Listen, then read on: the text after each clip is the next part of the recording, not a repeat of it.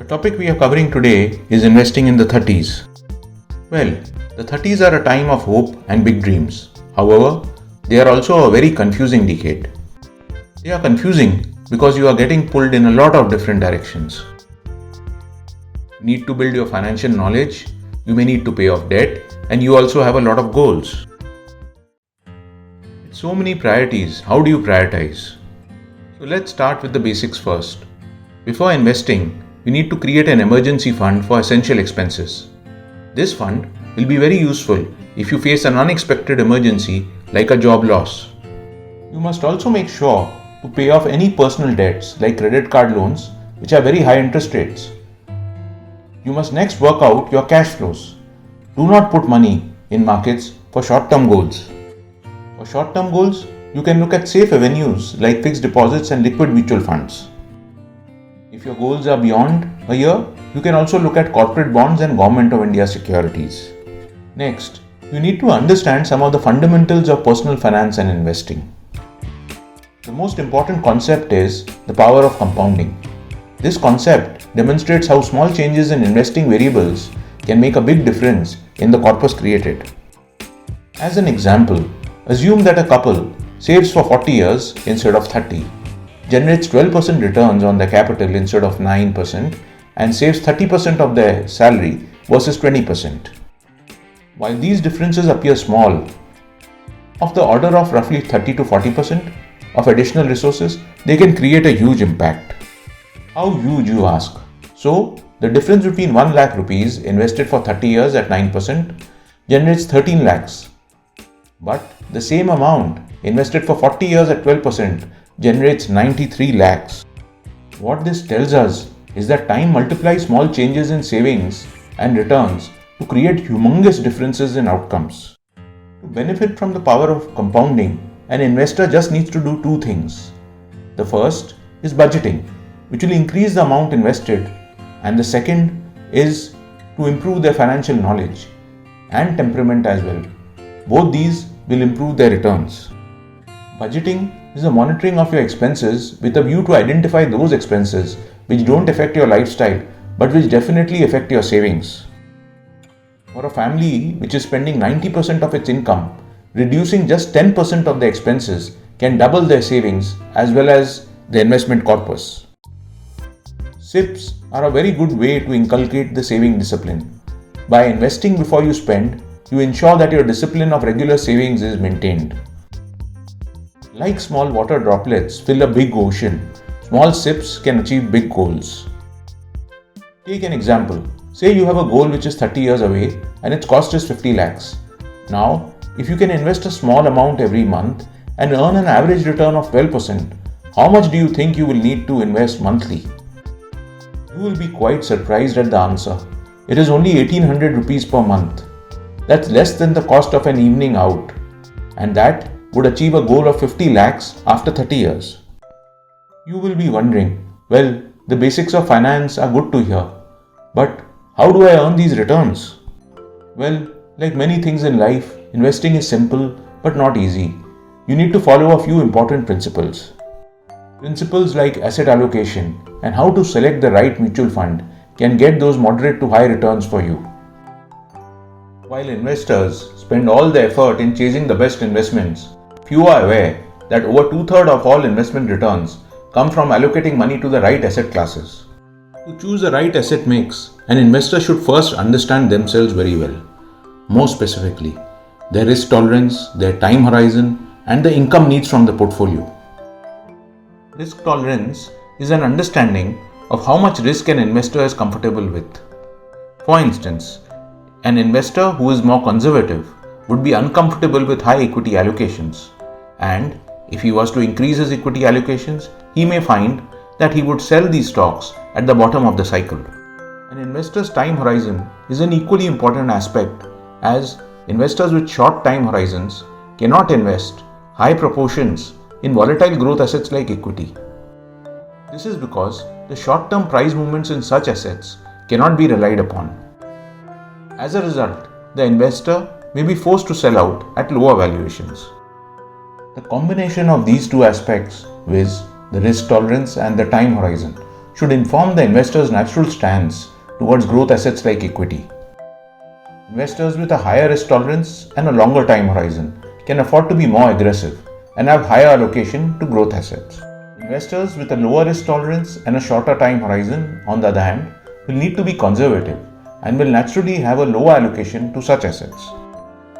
After deciding their natural stance towards risk, investors then need to consider valuation and current context to judge which asset class they need to overweigh based on the attractiveness of different asset classes today. Let's consider valuation first. There are a few broad measures to judge the valuation of different asset classes. Based on these measures, for instance, equities and debt are currently overvalued and gold and commodities are undervalued. Let's understand the business cycle next. The business cycle is in the slowdown phase currently. Different assets do well in different stages of the business cycle. Equities do their best in the growth phase, while commodities do well in the overheat phase. Short-term bonds and gold do well in the slowdown phase, and long-term bonds do the best in the recession phase. Since the business cycle is currently in the slowdown phase, equities and commodities should be underweighted and short-term debt and gold should be overweighted. After figuring out their asset allocation, investors still need to figure out how to choose the right sub-asset class as well as the right investments. Let us understand the concept of sub-asset classes by using a metaphor or an idiom. Let us imagine that a car represents an asset class. Now, there are different varieties of cars like SUVs and sedans. So these different varieties of cars represent different sub-asset classes. These vehicles would also be fueled by either petrol or diesel. So this could represent the type of investment vehicle, for example, direct investments or indirect ones. So for instance, after figuring out the allocation to equity, they need to figure out whether they would like to invest this allocation in domestic equities or foreign equities, large cap equities or small cap equities. In the same way, if they choose to invest in a particular sub-asset class, they then need to decide whether they would like to take this exposure via a direct instrument or an indirect one. For instance, stocks are a direct instrument while mutual funds are an indirect one. Then, in the final step, once they have figured out their asset allocation and allocation to different sub-asset classes and the means through which they would want to invest in these sub-asset classes, they still need to figure out whether they want to invest, for instance, in a fund like ICICI Pru Blue Chip or say Templeton Equity Income Fund. Let's cover mutual fund selection next. When investors select mutual funds, they face a peculiar problem. They buy a fund looking at its past performance and find that it promptly stops delivering these extraordinary returns. One thing is clear, you cannot select a mutual fund simply by looking at its past performance. Investors should instead look at the portfolio for quality and value characteristics, look at the fund manager's track record. Finally, investors need to screen the fund house for the breadth and depth of research that the fund house undertakes.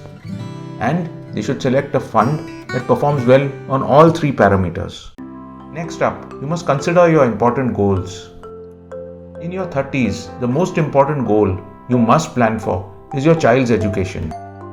In today's ultra-competitive world, the difference between a good education and an average one can make a big difference to your child's career prospects. Accordingly, you need to start planning as soon as the child is born. For instance, the cost of a foreign education today is roughly 40 lakhs a year.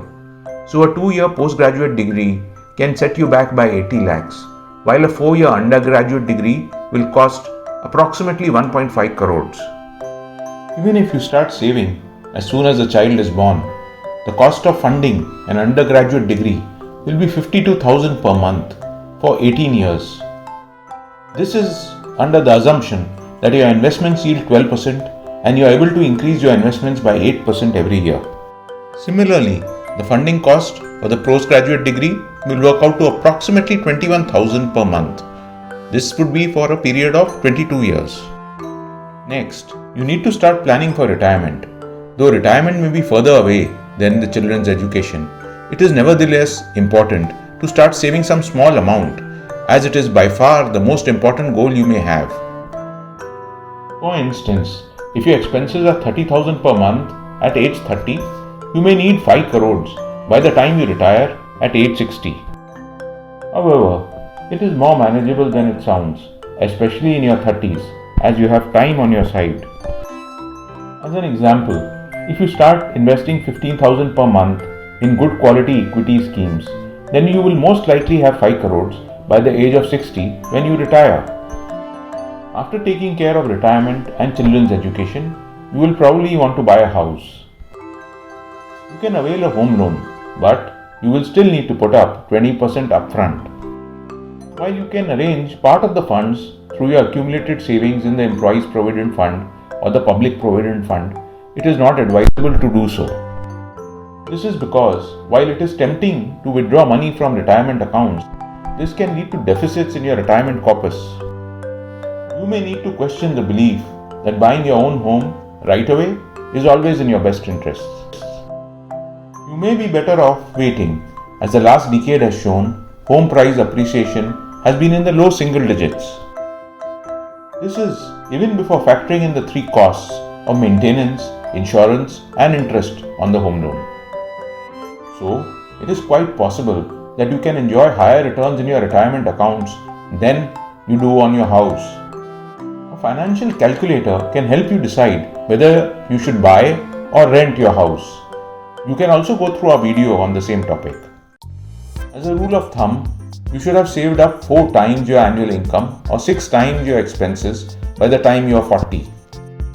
However, what we are saying may not be for everyone. You may not be able to save 15% of your salary, or you may have other financial worries.